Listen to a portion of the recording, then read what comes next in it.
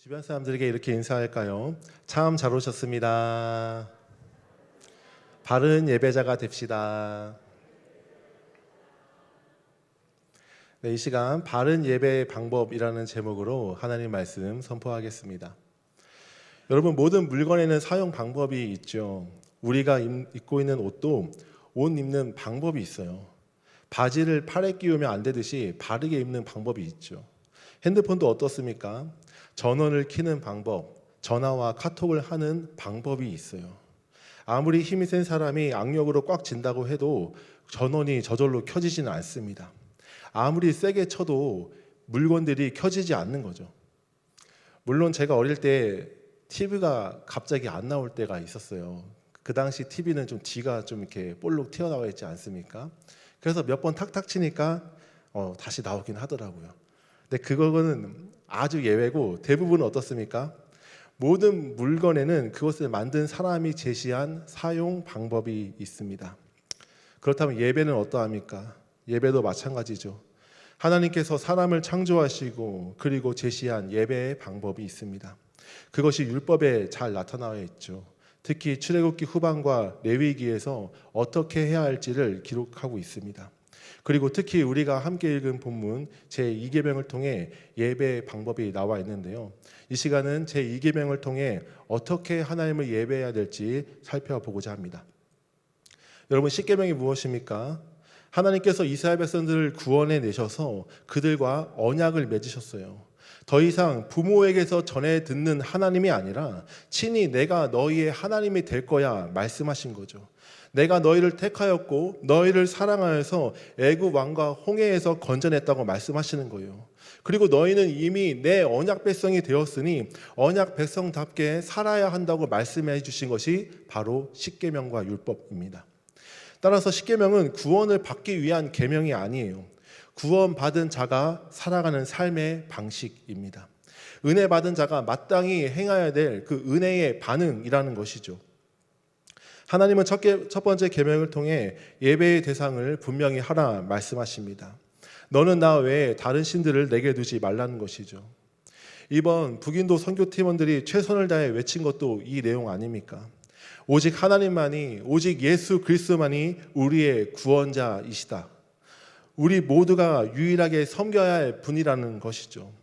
모세가 태양신과 바로 그리고 수많은 다른 신들이 가짜라고 이야기한 것처럼 우리 선교팀도 외친 것이 무엇입니까? 대표적인 인도 시바신부터 모든 신들은 가짜이고 헛것이라는 거예요. 사람을 구원해낼 능력도 없고 존재하지도 않는 거짓 신입니다. 악한 사탄의 소가 헛된 것을 경배하고 있다고 선포하고 온 것이죠. 그리고 오늘 본문 제2계명은 어떠한 내용입니까? 4절 초반에 우상을 만들지 말라라고 말씀합니다. 첫 번째 계명은 하나님만 섬겨라. 두 번째 계명은 우상을 만들지 말라. 얼핏 보면 같은 내용처럼 보일 수 있어요.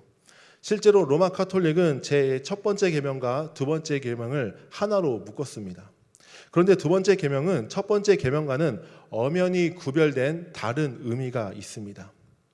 여러분, 첫 번째 계명은 오직 하나님만 예배하라는 계명입니다.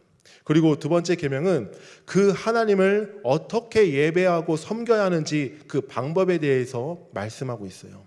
다시 말해 하나님을 눈에 보이게 형상화하지 말라는 계명입니다. 우리 이 계명을 자세히 설명한 신명기 4장 15절 같이 한번 읽어보겠습니다. 시작. 여호와께서 호렙산 불길 중에서 너희에게 말씀하시던 날에 너희가 어떤 형상도 보지 못하였은즉 너희는 깊이 삼가라. 하나님께서 호렙산에서 불길 중에 너희에게 말씀하셨을 때 그때가 언제입니까? 십계명과 율법을 주신 때죠. 그때 너희가 어떤 형상도 보지 못하였다고 모세는 유언으로 이야기합니다. 하나님의 목소리만 들었지 어떤 형상도 너희는 보지 못하였다는 것이죠. 따라서 뭐라고 말씀하나요? 그 다음 16절부터 19절까지 읽겠습니다. 시작. 그리하여 스스로 부패하여 자기를 위해 어떤 형상대로든지 우상을 새겨 만들지 말라. 남자의 형상이든지 여자의 형상이든지 땅 위에 있는 어떤 짐승의 형상이든지 하늘을 나는 날개 가진 어떤 새의 형상이든지 땅 위에 기는 어떤 공충의 형상이든지 땅 아래 물속에 있는 어떤 어족의 형상이든지 무엇하지 말라고요? 만들지 말라. 어떠한 형상대로든지 우상을 새겨 만들지 말라. 남자든 여자든 땅 위에 짐승이든 하늘의 새든 공충이든 어족이든 어떤 형상이든 만들지 말라라고 말씀합니다. 여러분, 문맥상 지금 누구의 형상을 이야기하고 있는 겁니까? 네, 하나님, 여호와 하나님의 형상을 만들지 말라는 거예요. 너희가 하나님의 형상을 본 사람이 없으니 어떠한 식으로든지 하나님을 형상화하지 말라는 것이죠. 따라서 이 계명에서 말하는 우상과 어떤 형상도 만들지 말라는 것, 그것들에게 절하지 말며 섬기지 말라는 것은 하나님을 형상화하며 그것을 섬기지 말라는 겁니다. 물론 넓은 의미로 첫 번째 계명과 같이 다른 헛된 우상도 만들지 말라는 것도 포함됩니다. 이렇게 하나님께서 말씀하셨지만 이스라엘 백성들이 이 언약의 말씀을 어떻게 대합니까? 첫 번째 계명을 어겼듯이 두 번째 계명도 어깁니다. 대표적인 사건이 금송아지 사건 아닙니까? 모세가 산에서 더디 내려오니 백성들이 아론에게 말합니다. 우리를 위하여 우리를 인도할 신을 만들라는 것이죠. 이에 아론이 금을 녹여 송아지 형상을 만듭니다. 이때 이스라엘 백성들이 뭐라고 말합니까? 이는 너희를 애굽 땅에서 인도하여 낸 너희의 신이로다 라고 말합니다. 여러분, 방금 이스라엘의 이 백성의 표현이 익숙하지 않나요? 하나님께서 모세를 통해 십계명을 주실 때 하나님께서 직접 선포한 말씀입니다. 출애굽기 20장 2절에 나는 너를 애굽 땅 종되었던 집에서 인도하여 낸 내 하나님 여호와이니라 라고 말씀하죠. 지금 이스라엘 백성들은 송아지 자체를 섬긴 것이 아니라 하나님을 송아지 형상으로 만든 잘못을 범한 것이죠. 따라서 이들은 정확히 이야기하면 제1계명이 아닌 제2계명을 어긴 모습입니다. 아무리 이스라엘 백성들이 우둔하여도 애굽의 10가지 재앙을 직접 눈으로 보지 않았습니까? 특히 마지막 10번째 장자의 죽음 사건은 유월절 어린 양의 피를 문서주에 직접 발라 심판을 면하는 경험을 했습니다. 나아가 홍해 사건을 경험하지 않았습니까? 따라서 이들은 송아지 자체가 아니라 지금 하나님을 형상화한 죄를 범한 것이죠. 금 송아지를 만들고 아론도 뭐라고 이야기합니까? 내일은 여호와의 절기다 하며 번제와 화목제를 드리며 뛰놀기 시작하는 거죠. 다시 말해 예배의 대상이 아닌 예배의 방식, 예배의 방법에 문제가 있었다는 겁니다. 이 잘못은 사사시대에도 나타나요. 에브라임 산지 미가라는 사람이 있었습니다. 우리가 아는 왕정시대 미가 선지자가 아니에요. 그는 어머니 돈 은 1,100을 훔칩니다. 못된 아들이죠. 그런데 어머니가 저주하자 그 돈을 다시 어머니께 돌려줘요. 이때 어머니가 내 아들아 복을 받기를 원한다고 하면서 갑자기 축복을 하네요. 그리고 은 200을 자기 아들을 위하여 이 돈을 하나님께 바친다라고 말합니다. 그러면서 은 신상을 만들어요. 그것도 모자라 레위 사람 한 명을 고용하여 제사장으로 삼아요. 이에 미가가 이렇게 말합니다. 이제 여호와께서 내게 복 주실 줄을 내가 아노라. 그는 은으로 된 신상과 자기를 위한 제사장이 있음을 보고 누구께 복 받은 것을 확신하고 있습니까? 하나님께 복 받는 것을 확신하고 있어요. 역시 미가와 그의 어머니도 제2계명 예배 방식, 방법에 문제가 있었다는 거죠. 여러분, 이 말씀을 통해 무엇을 느끼십니까? 1계명과 2계명의 차이는 알겠는데 나랑은 뭐 큰 상관이 없네 라고 생각할 수 있죠. 왜냐하면 나는 하나님을 형상화하지 않으니까요. 직접 우상을 만들지 않으니까요. 내가 금송아지를 만든 것도 은신상을 만든 것도 아니니 내가 다른 계명은 몰라도 제2계명은 잘 지키고 있다라고 생각할 수도 있다는 겁니다. 하지만 이 시간 우리가 문자적인 것을 넘어 그 원리를 생각해 보기를 원합니다. 하나님께서 정말로 이 계명을 통하여서 정말 하고 싶은 메시지는 무엇일까? 어떻게 해야 바르게 예배할 수 있을까요? 세 가지로 살펴보기를 원합니다. 첫 번째로 한번 따라해 볼까요? 하나님을 조종하지 말라. 네, 하나님을 형성하지 말라는 메시지는 하나님 자신을 조종하지 말라는 거예요. 하나님을 조종하는 순간 그 순간 더 이상 예배가 아닙니다. 바르게 예배하는 방법이 아닌 거죠. 여러분, 하나님은 어떠한 하나님이십니까? 스스로 계신 분입니다. 누군가에 의해 만들어지지 않고 영원하신 분, 전능하신 분, 완전하신 분이시죠. 온 우주를 말씀으로 창조하시며 보이지 않는 시간을 만드신 분입니다. 그 하나님을 어떻게 형상으로 담아낼 수 있습니까? 세상에서 아무리 값진 보석으로 만든다고 해도 하나님의 영광을 드러낼 수 있겠습니까? 하나님을 형상화하는 순간 하나님의 영광을 땅에 떨어뜨리는 것이죠. 여러분, 이스라엘 백성들과 미가 어머니는 왜 하나님을 형상화시켰습니까?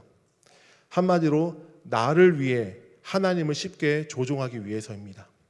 보이지 않는 분을 보이게 만드는 것, 측량할 수 없는 분을 측량할 수 있게 만드는 것, 이 모든 것을 하나님을 쉽게 조종하기 위한 것이죠. 여러분, 본문에서도 뭐라고 이야기합니까? 너를 위하여 새긴 우상을 만들지 말고. 누구를 위하여 우상을 만드는 거예요? 너를 위하여, 자기 자신을 위하여예요. 여러분, 우상은 나 자신을 위해서 만드는 겁니다. 내 뜻을 쉽게 관철시키기 위해서, 내 욕심을 위해서 우상을 만드는 거죠. 금송아지를 만들 때도 우리를 위하여 우리를 인도할 신을 만들라라고 이야기합니다. 미가도 이제 여호와께서 내게 복을 주실 것이다라고 이야기를 하죠. 자기 중심적인 신앙입니다. 하나님의 뜻과 그의 나라랑은 전혀 상관없는 모습이죠. 여러분, 복음과 세상 종교와의 차이점도 이것 아닙니까? 세상 종교의 수많은 우상들은 사람들이 자신의 필요에 의해 만들어낸 것입니다. 하지만 우리가 믿는 복음은 무엇입니까? 만들어진 신이 아니라 온 우주 만물과 우리를 만드신 창조주이십니다. 영원 전부터 영원까지 살아계셔서 모든 우주 만물을 홀로 다스리시는 절대 통치자이신 거예요. 우리는 누가 누구를 위해 존재하는가? 이 질문을 분명하게 고백할 수 있어야 합니다. 사랑하는 여러분, 누가 누구를 위해 존재합니까? 마땅히 누가 누구를 섬겨야 합니까?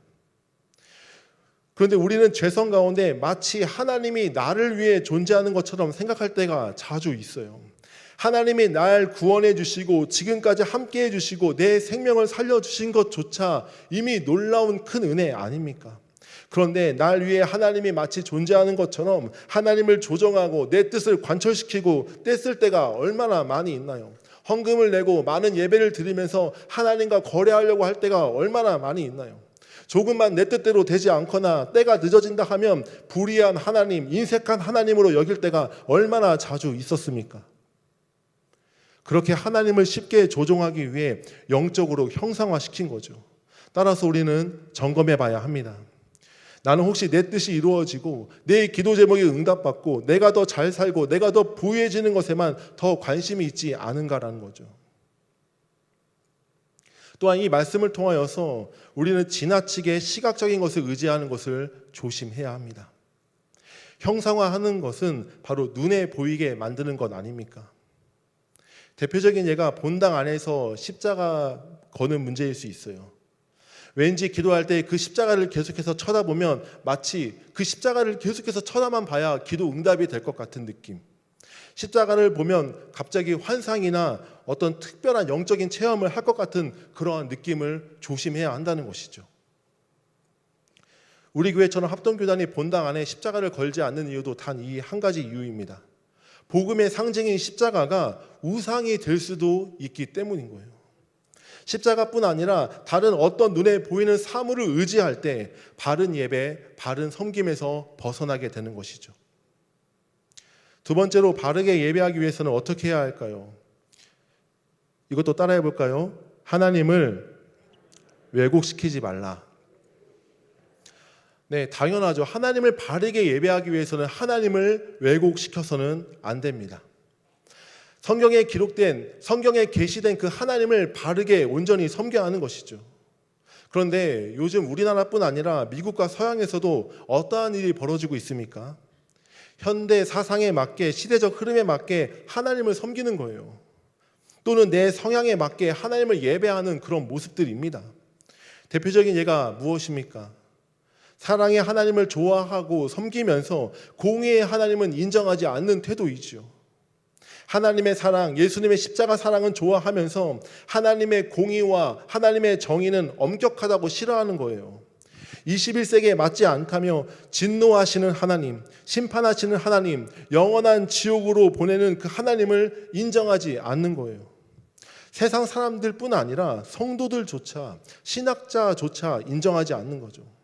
그래서 현대 신학자들 중에선 하나님은 사랑의 하나님이셔서 예수님을 믿는 자를 천국으로 보내시고 믿지 않는 자는 인식이 없게, 의식이 없게 소멸시켜 버린다.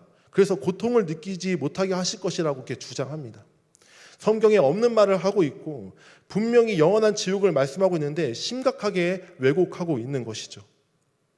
마치 취향에 따라 음식을 고르듯 취향에 맞게 내가 믿고 싶은 대로 내가 원하는 부분만 하나님을 섬기는 거예요. 또한 내가 지지하는 정당을 정당화시키면서 누구를 갖다 붙입니까? 하나님의 이름을 갖다 쓰는 겁니다. 하나님은 이러한 분이시니까 당연히 내가 지지하는 정당의 하나님이라고요. 또한 내가 지지하는 정치인의 하나님이라고 여기는 거죠.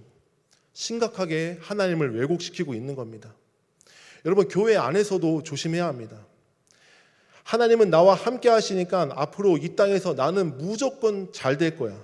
죽기 전에 이 땅에서 큰 물질의 복을 받을 거야. 이러한 생각도 조심하셔야 해요. 물론 하나님은 복 주시는 분입니다. 영적인 복뿐만 아니라 우리에게 이 땅에서 필요한 것들도 물질적인 복도 충분히 주실 수 있는 분이에요. 무조건 가난과 고난만이 미덕은 아닙니다. 하지만 예수 믿는 사람이 모든 사람들이 꼭 이 땅에서 물질적인 복, 건강의 복을 받지는 않습니다. 예수님을 믿어도 단명할 수 있고요. 평생 가난에서 벗어나지 못할 수가 있어요. 평생 병으로 인해 고통당하다가 세상을 떠날 수도 있는 겁니다. 하나님께서 물질의 복을 주시는 것을 거부하는 금욕주의도 문제입니다. 하지만 무조건 풍성한 물질의 복을 바라는 번영신학 기복주의도 문제이죠. 사도 바울의 고백처럼 내가 가난에도 처할 줄 알고 풍부에도 처할 줄 아는 일체의 비결이 우리에게 필요한 겁니다. 또한 교회에서 조심해야 될 것이 무엇이 있나요? 어떠한 성도들은 메시지보다 메신저에 더 집중합니다. 바른 하나님의 말씀이 선포되는 것보다 누가 말씀을 전하는가에 더 집중하는 것이죠. 이럴 때 어떤 일이 벌어집니까? 설교자의 말을 무조건 다 믿어버리는 잘못을 범하게 됩니다. 그래서 나중에 설교자가 잘못 해석하거나 자신의 개인적 유익에 따라 설교를 해도 100% 진리라고 하나님의 말씀으로 믿는으로 이렇게 착각하는 것이죠. 여러분, 제 말도 100% 맞지는 않습니다. 제가 최대한 바르게 해석하려고 노력은 하지만 잘못 해석할 수도 있고 인간의 한계로 틀릴 수도 있는 것이죠. 성도들이 성경이 아닌 사람을 의지할 때 수많은 잘못된 가르침, 이단, 교주가 등장하는 것을 우리가 자주 보지 않습니까? 우리는 베레아 성도들처럼 이 말씀이 진실로 그러한가 성경으로 분별해야 합니다.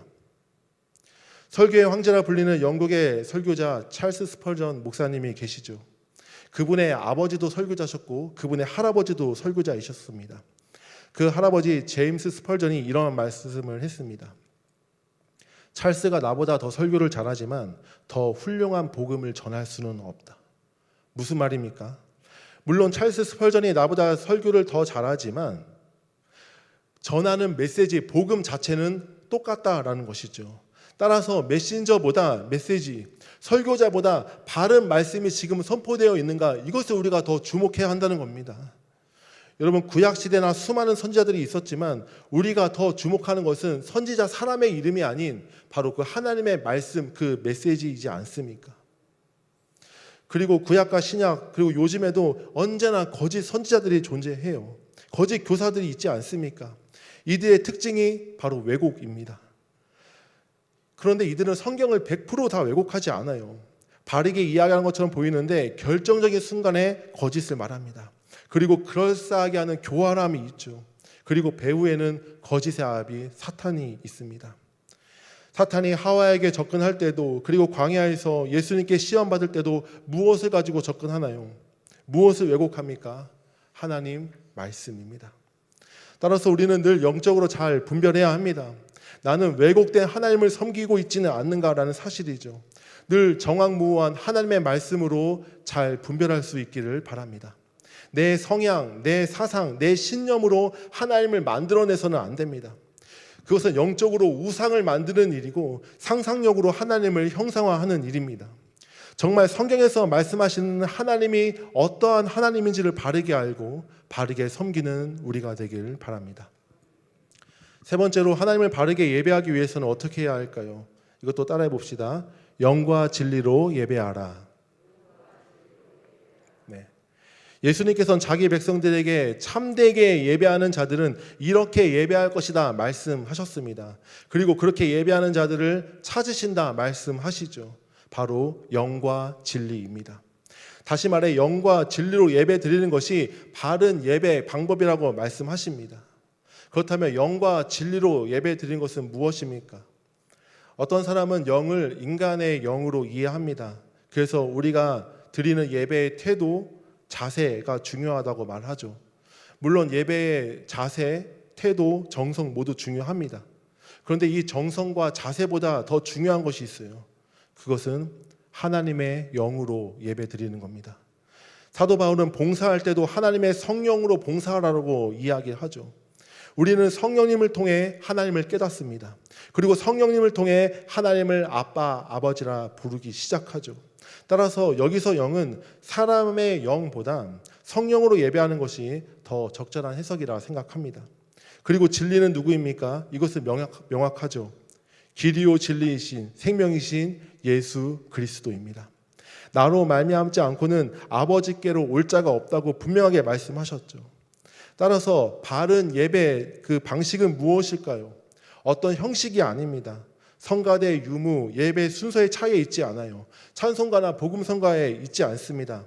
바로 예수 그리스도를 통해 예배하는가, 성령 안에서 예배하는가, 이것이 중요한 것이죠. 우리는 철저히 예수 그리스도를 통해 성령 안에서 예배하기를 바랍니다. 그래서 예배할 때마다 중보자 되신 예수 그리스도를 의지하며 은혜의 보좌 앞으로 담대히 나아가는 것이죠. 나의 의가 아닌 100% 예수 그리스도의 의, 예수 그리스도의 이름을 힘입어 나아가는 겁니다. 그리고 성령님께서 예배 가운데 충만하게 임재하시고 우리의 예배를 주관해달라고 기도하는 것이죠. 예배에 맡은 순서자, 인도자들이 있지만 성령께서 모든 인도자들을 주관하여 주시고 또한 모든 성도들을 주관해달라고 진정한 인도자가 되게 해달라고 기도하는 겁니다. 우리가 예수님을 통해 예배하는 이유는 분명합니다. 우리 골로새서 1장 15절 말씀 함께 읽겠습니다. 시작.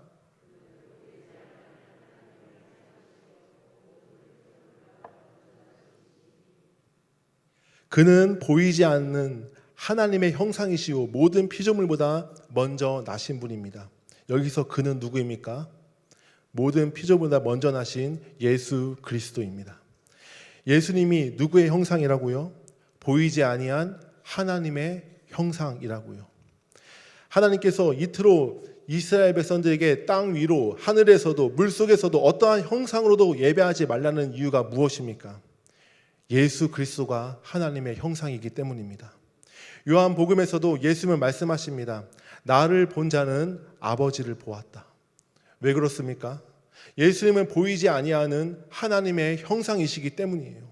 하나님의 형상, 그분의 영광이 예수님께 담겨져 있는 거예요. 따라서 하나님은 자신의 영광 그리고 아들의 영광을 다른 어떠한 형상으로 만드는 것을 허락치 않으신 거죠. 우리를 질투할 정도로 사랑하시는 하나님, 나를 사랑하고 내 계명을 지키는 자에게 천대까지 은혜를 베푸신 하나님께서 놀라운 은혜를 베푸신 겁니다. 무엇입니까? 하나님의 형상이 나타난 겁니다. 하나님의 영광이 예수 그리스도를 통해 드러나게 하신 것이죠.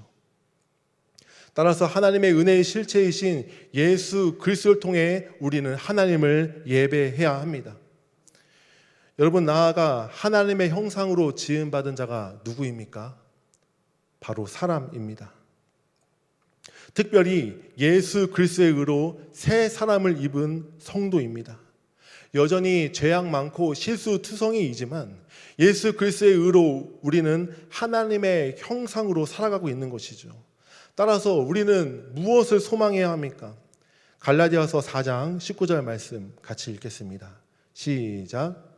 나의 자녀들아 너희 속에 그리스도의 형상을 이루기까지 다시 너희를 위하여 해산하는 수고를 하노니. 여전히 율법 아래 있는 자들을 향해 사도 바울은 이렇게 외칩니다. 너희가 누구의 형상을 이루어야 한다고요? 그리스도의 형상을 이루어야 한다고 말씀하는 거죠. 여러분, 그리스도의 형상을 이루는 것은 무엇입니까? 쉽게 말해 그리스도를 믿는 사람, 그리스도인답게 사는 것이죠. 그리스도를 닮아가는 것입니다. 그렇다면 그리스도를 닮아가는 것은 어디서 더 많이 드러나야 할까요? 물론 교회 안에서도 드러나야 합니다. 그리고 우리가 어디에서 시간을 더 많이 보냅니까? 예배당이 아닌 가정과 일터, 사회 속에서 시간을 더 많이 보내죠. 다시 말해 일상에서 그리스도인답게 살아가는 것, 일상에서 그리스도를 닮아가는 것, 그리스도의 형상을 회복하는 것이 중요합니다. 이것이 왜 중요합니까? 하나님은 우리 일상에서 그리스도의 형상, 하나님의 형상대로 살아가는 과정 가운데 영광 받으시기 때문입니다. 나아가 우리가 공적 예배를 드릴 때도 마찬가지예요. 단순히 한두 시간 가지고 하나님께서 우리의 예배를 판단하지 않으신다는 거예요. 지난 우리의 삶을 가지고 하나님 앞에 나아가는 겁니다. 하나님께서 아벨과 그의 제물을 기뻐 받으시지 않았습니까? 일상에 우리의 삶을 가지고 공적 예배 때 하나님 앞에 올려드리고 거기서 하나님의 위로와 능력을 공급받아 다시 일상에서 그리스도의 형상으로 살아가는 것이죠. 이 선순환이 계속해서 일어나야 한다는 겁니다. 이것이 우리 몸을 거룩한 산 제물로 드리는 것이고 우리가 드릴 영적 예배입니다. 오늘 말씀을 정리하겠습니다.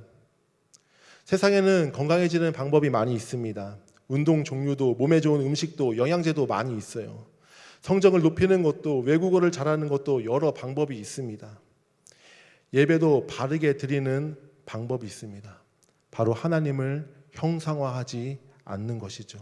다시 말해 하나님을 조종하지 않는 겁니다. 하나님을 왜곡시켜 섬기지 않는 거예요. 오직 하나님의 형상이신 예수 그리스도를 통해 예배하는 겁니다. 예수 그리스도의 영이신 성령 안에서 예배하는 겁니다. 그리고 일상에서 그리스도의 형상을 닮아가는 것이죠. 성도, 말 그대로 거룩한 백성답게 거룩하게 구별되어 살아가는 겁니다. 하나님이 우리를 자녀 삼은 방법은 예수 십자가였습니다. 따라서 우리가 바르게 하나님을 예배하는 방법도 그 이름을 믿고 십자가를 선택하는 삶입니다. 나는 죽고 그리스도께서 내 안에 사시게 할 때에 우리도 더욱 온전한 예배, 하나님께서 기뻐 받으시는 예배를 드릴 수가 있습니다. 예수님의 이름과 그 분을 닮아가기를 바랍니다. 그래서 예배의 영광, 하나님을 예배하는 기쁨을 누리는 우리 모두가 되길 주님의 이름으로 축복합니다. 이 시간 전심으로 고백하며 찬양하겠습니다.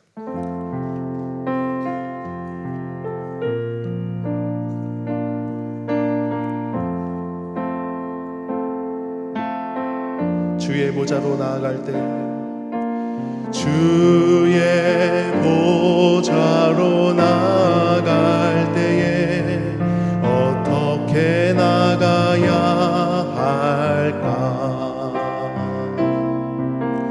나를 구원한 주의 십자가, 그것을 믿으며 가네.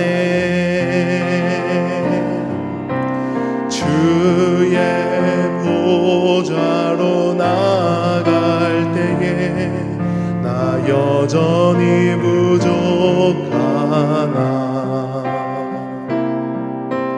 나를 품으신 주의 그 사랑, 그것을 믿으며 가네. 자격 없는 내 힘이 아닌 오직 예수님의 보혈로, 자격 없는 내 힘이 아닌 오직 예수님의 보혈로,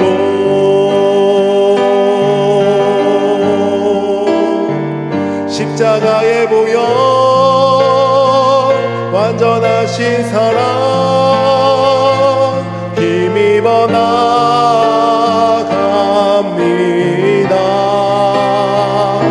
십자가의 보혈 완전하신 사랑 힘입어 예배합니다.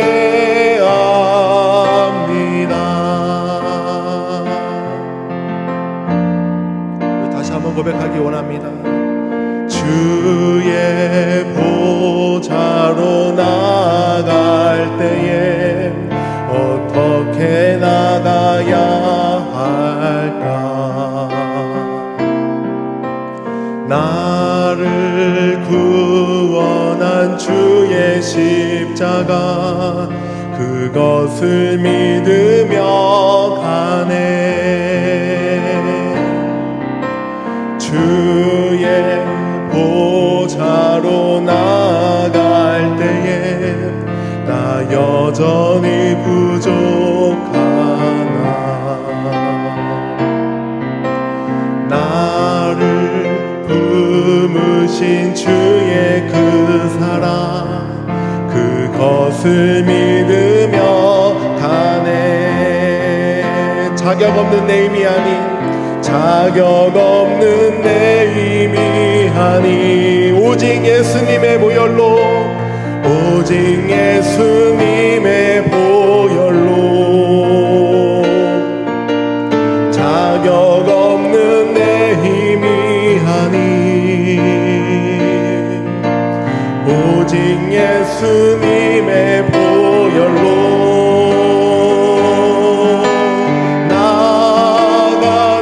십자가의 보혈 완전하신 사랑 힘입어 나갑니다.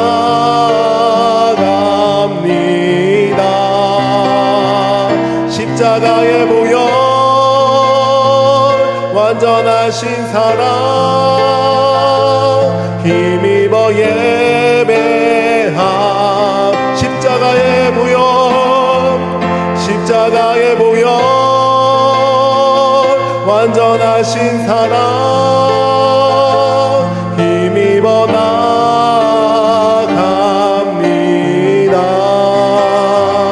십자가의 보혈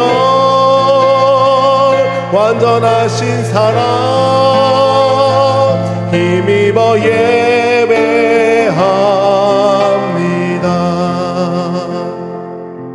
이 시간 함께 기도하기 원합니다. 지금도 바른 예배자를 찾으시는 하나님, 우리가 하나님을 바르게 섬기고 예배하길 원합니다.